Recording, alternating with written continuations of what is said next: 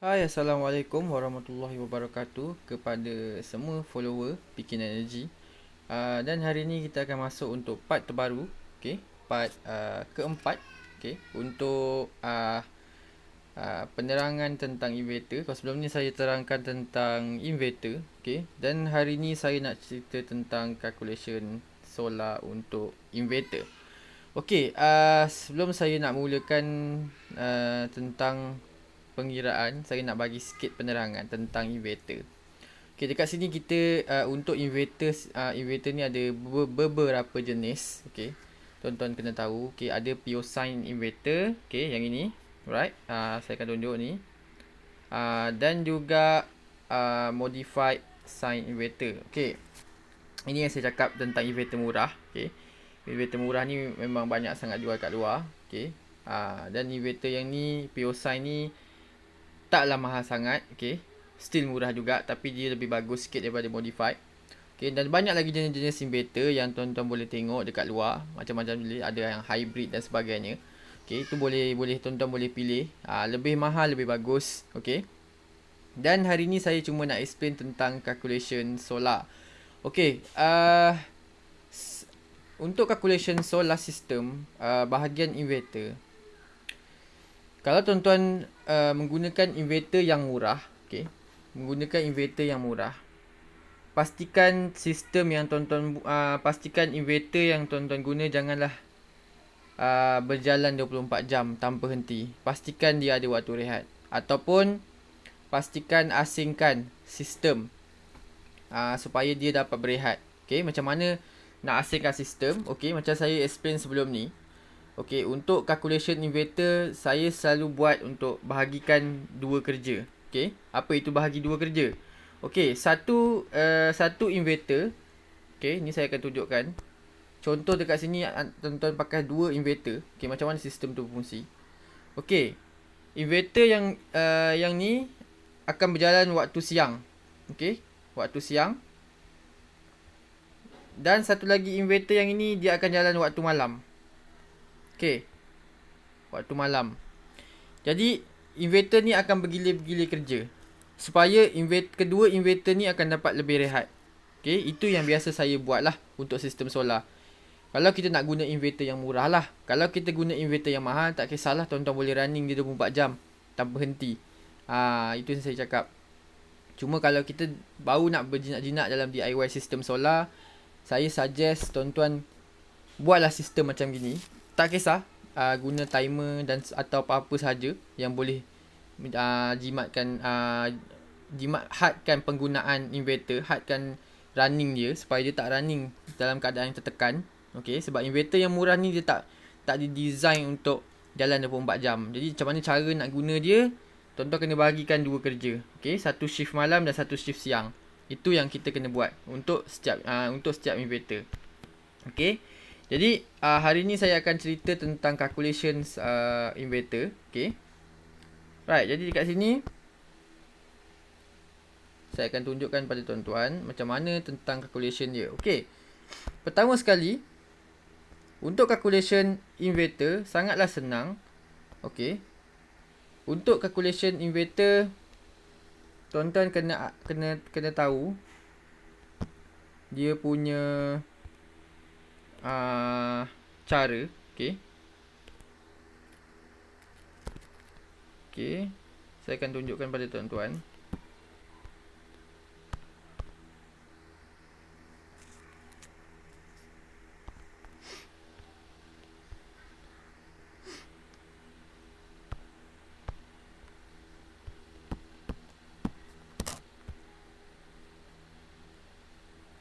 Okay, sekejap, bagi saya masa sekejap.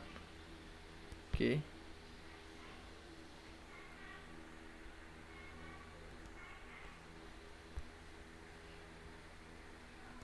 Okay, kena bahagikan kepada 3 bahagian. Okay, untuk inverter. Right, jadi kat sini saya akan tunjukkan contoh satu pengiraan. Okay, untuk inverter. Okay, untuk pengiraan yang pertama. Okay, pengiraan yang pertama, tuan-tuan kena masukkan beban. Okay, beban, unit dan watt. Okay. Untuk pengiraan inverter tak perlu kira jam. Okay. Ini tuan-tuan kena ingat bezakan antara pengiraan load dan juga pengiraan inverter. Okay.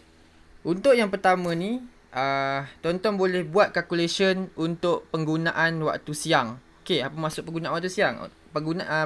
Pengiraan inverter waktu siang. Okay, ni adalah pengiraan inverter yang pertama. Contoh. Okay. Contoh dekat sini penggunaan inverter waktu siang. Contoh tuan-tuan guna kipas. Okay, contoh kipas. Okay, 1 unit dan watt dia 100 watt. Contoh. Okay, jadi kat sini jumlah dia adalah 100 watt. Okay, contoh. Okay, selesai yang ini. Jadi dekat sini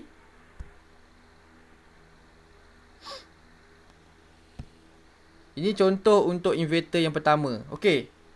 Contoh yang inverter waktu siang running sebiji kipas. Okey. Ni untuk inverter yang pertama. Alright. Jadi kat sini saya garis. Okey, contoh. Alright. Jadi yang kedua, inverter yang kedua.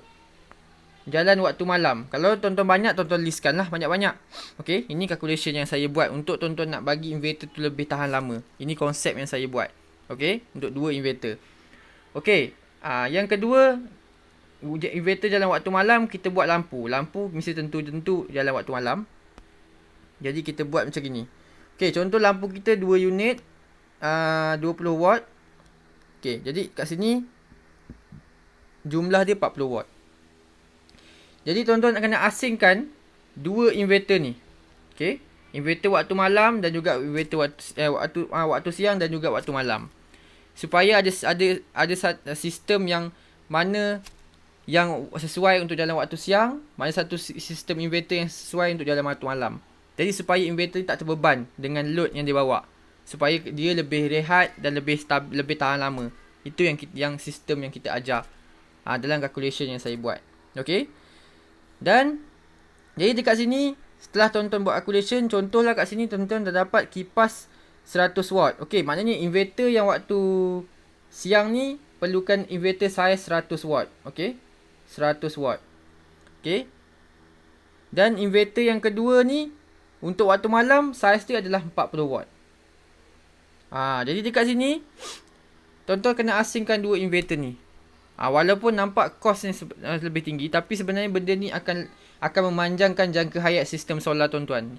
Yang utama sekali inverter lah. Sebab inverter ni bila kita pakai inverter yang biasa, memang dia akan cepat rosak bila kita tekan dia 24 jam. Jadi dekat sini macam ini cara untuk calculation solar yang lebih bagus. Lebih tahan lama. Alright. Jadi